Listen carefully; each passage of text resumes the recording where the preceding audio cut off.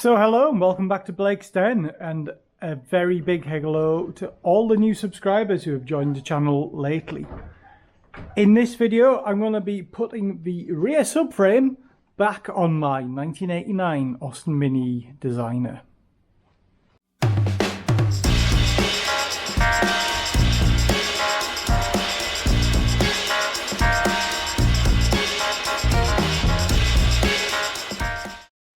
So sadly I'm not working on the caravan today. When I uploaded that last caravan video it went viral by my standards. The views were in the thousands as opposed to the hundreds, and I've had so many subscribers as a result of that. Really big thank you if you click that subscribe button. I would be working on it today, but if there's a storm outside and just too windy, you wouldn't be able to hear what I'm saying on the microphone. So instead I'm going to work on this. So if you don't know what this is an Austin Mini Designer Special Edition from 1989. I'm kind of restoring it. I hate to use the word restore. Restore sounds like there's a degree of professionalism involved. I'm not a professional, I'm just a guy who's giving it a go. And yeah, I need to get the rear subframe on. So I rebuilt the subframe in the last video. I've got that under the car ready to go on. And it should just be a case of lifting it up, bolting it on. But of course, everything's not that simple. So this is a prime opportunity to flood the sill via the subframe mounting holes with cavity wax. Once the subframe's on, I'll not be able to do that. I won't be able to get this end fully. For the rest of the sill, I do have access through various different points as the seatbelt mounting hole. I can get in the flutes as well. So I'm going to do that now. There's also loads of cavities on the subframe itself. Between the subframe and the heel board, you know, you've got little channels underneath there. You've got big holes at the back. So yeah, I'm going to get that done now first, and then I'll lift the whole thing up or lower the car down and get the subframe mounted. My plan is to use this Bilthamber Dynax S50 Extreme Duty Anti-Corrosion Wax, which I've got 5 litres of. It's supposed to be pretty good stuff. And ages ago I bought a sprayer. So connect up to the air compressor, liquid in there, pull the gun, goo comes out of there. I've actually used wax oil before. That was on another car. Horrible stuff, wax oil. You've got to heat it up and everything. Terrible.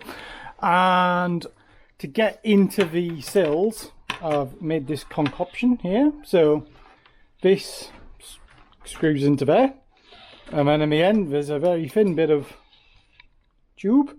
So then I'll put that in the sill, pull it out, and yeah, hopefully we'll get some liquid in the sill. So what I think I'll do first is a bit of a test. I'll do the subframe first, and I'll do the sill second. So I'm just moved the subframe out of the way. I'm going to put some card down because I think it's going to be quite messy. And get some gloves on. I'll get set up and I'll bring you along.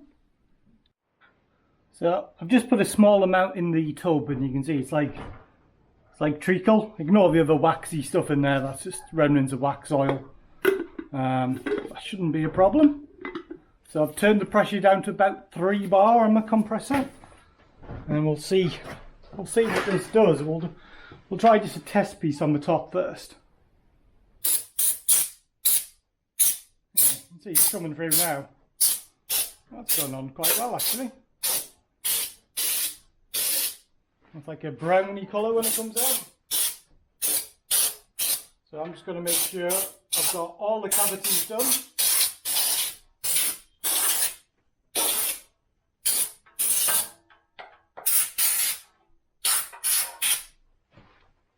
Particularly these end pieces here. Get them flooded.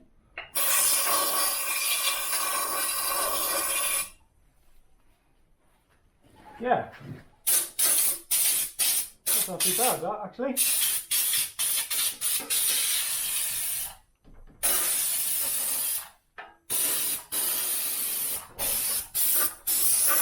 I think I might be out already. I only put a little bit in there to test it.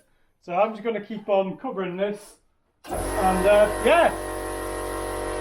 Right, now we're going to see if my contraption on the sill works. So hopefully they'll pull the trigger, you'll get fluid flow, and I'll just slowly pull it back out. We had some. There we are, you can see going up the pipe.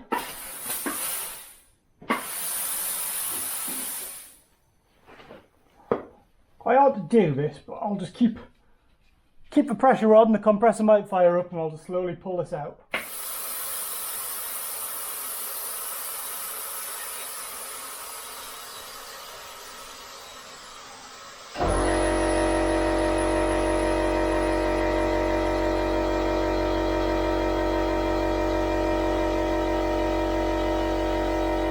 Yeah, working. Right, same on the other side. That was relatively successful. You can see we've got the wax dripping out of the sill there, so I know some's definitely gone in. Same on the other side. So now I can get on with the main event, which is get this subframe back in position and think about fitting it. A little bit later now, and you can see some of more of the goo's run out of the sill, which is great. I'm ready to get this on the car. Should be fairly straightforward, just a case of lifting it up. 8 bolts, how hard can it be? What I'm going to do first though, because I'm using my CJ Auto's tilting lift, which is fantastic, I'm actually going to lower the car down a bit first, just so I've got less distance to lift it, and I think I'll probably level the car out as well. And then I'll get the trolley jack under the subframe and lift that up into position.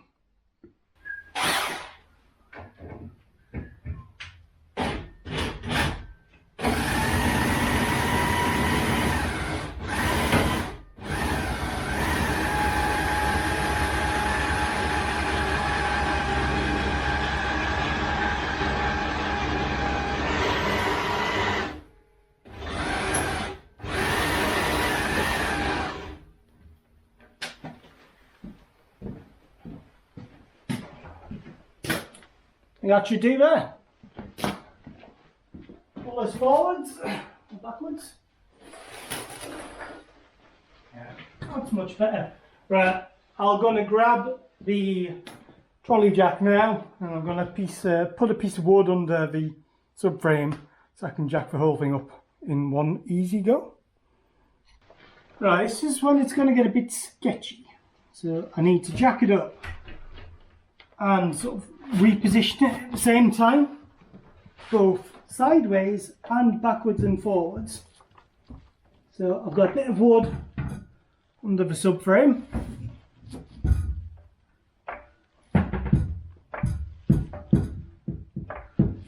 So I can tell immediately I'm nowhere near on this side. I'm about that much out from where the bolts need to be, but we'll just keep lifting it, and then we'll move it over.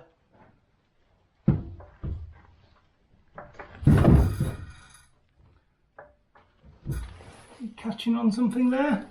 No, I think we're fine.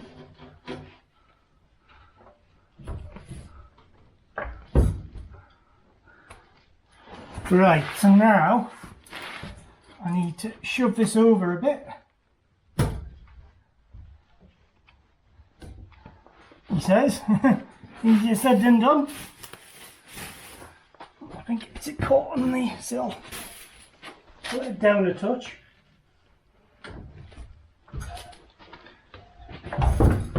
There we are, and that's about where I need it.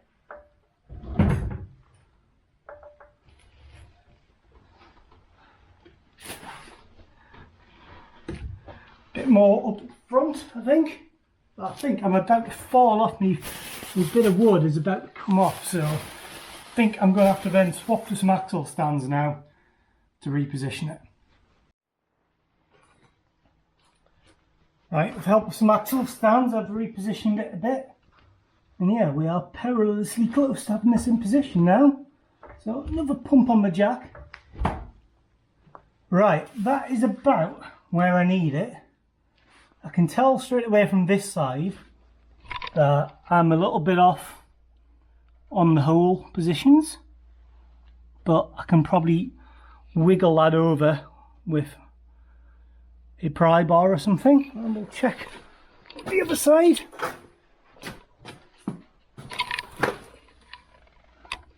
So this side, yeah, we're also over, so the whole thing needs to go to the right ever so slightly. The process of prising and jiggling, I think I may have got this in the right place. So I've got new bolts to go in, and I'm hoping that I can get the top and bottom ones in for here. Even if it's just loose, it'll just help secure it whilst I do the other side. So I think this might be a two-handed job, so I'm going to put you down. So with it roughly in the right place, I've got the new subframe bolt. I'll give it a healthy dose of anti-seize copper slip grease.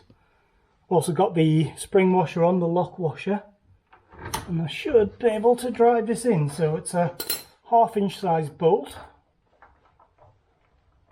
Yeah, it's beginning to go. So I am just going to whiz this in. I'm not going to go really tight.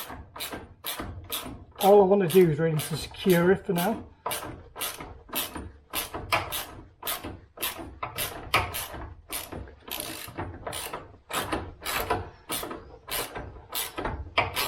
And then we'll do the same on the top bolt as well. Yeah, that'll do for now. And we'll do the exact same thing with the top bolt. Right, the top bolt is going in. But it's going in, it's a lot stiffer. So I don't really want to snap this. I'm just going very gingerly with it. I imagine it's quite a lot of dirt and debris around the hole.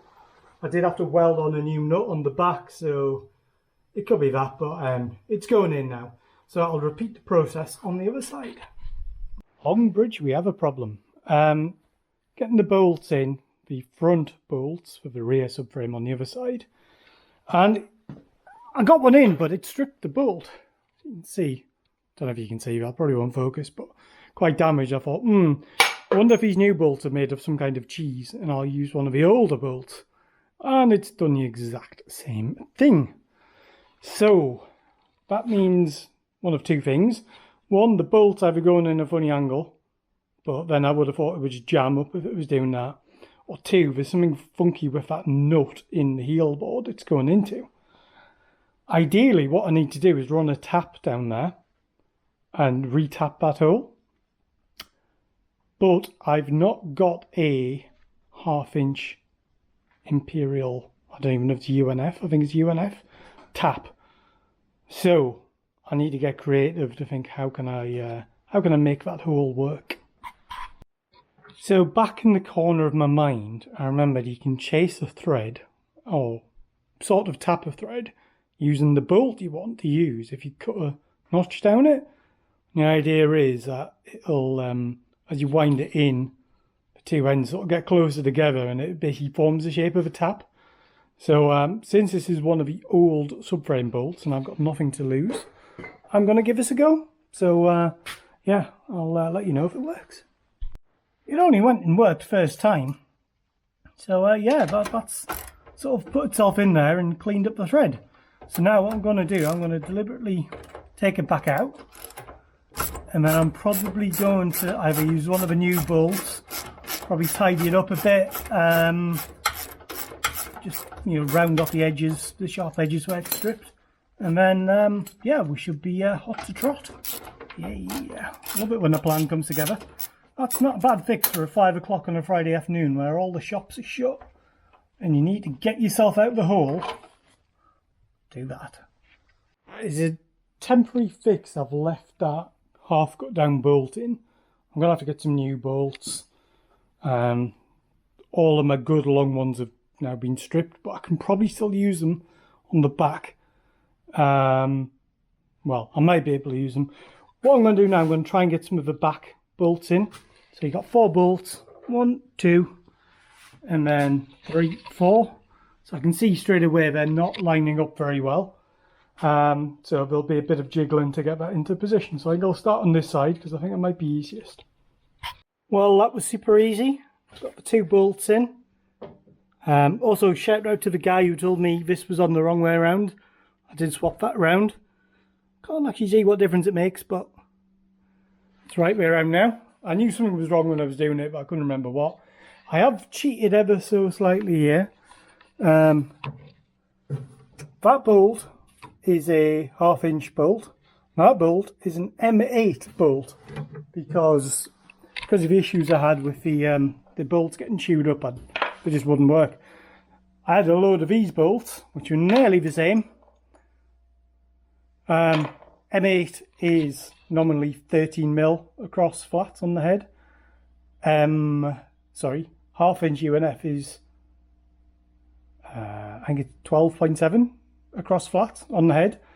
So, you know, 0.3 of a mil difference. It's going to cost me a few points out in the concourse competition. But in the sake of getting things done, I've just gone with that. It'll be more than suitable. So, right, I'll do the same on the other side, and then we can pull the jack away and see what happens.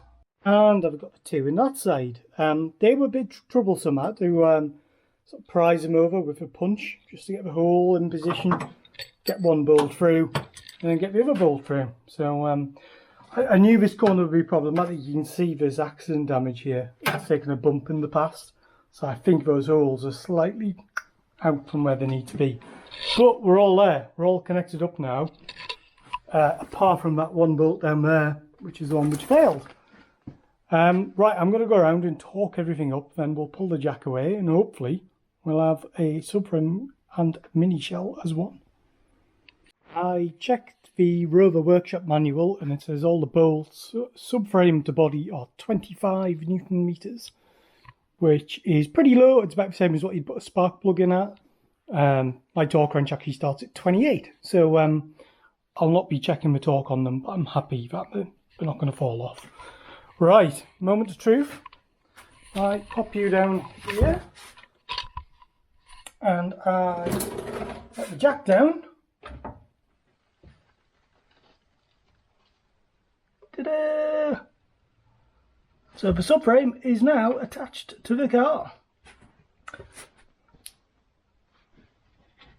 Yeah, that's not going anywhere. So I'm really pleased with that end result. Subframe's in. Great. Obviously you had a problem with that one bolt on the other side. Yeah, you know, one bolt. I don't think that's too bad really, considering it's going into the existing heel board. I don't think I've replaced the nuts on that side. Slightly out of alignment maybe, and yeah, it just stripped. So a lot of some new bolts, I'll fit those off camera. But yeah, really pleased with how that's gone. The next steps are get the brakes on, get the hubs on and the brakes, handbrake cable as well, and then I can, once the hubs and brakes are on, I can put the wheel back on, or 4 wheels back on technically, and put it back on its wheels and I can move it, which is great because I want to have a tidy up of the garage. I want to move things around, and I think some of the next jobs I want to do are all going to be at the engine end, so I want the engine sort of over here, so I'll spin it around. So thank you for watching. Once again, thank you if you're one of my many new subscribers who have joined the channel.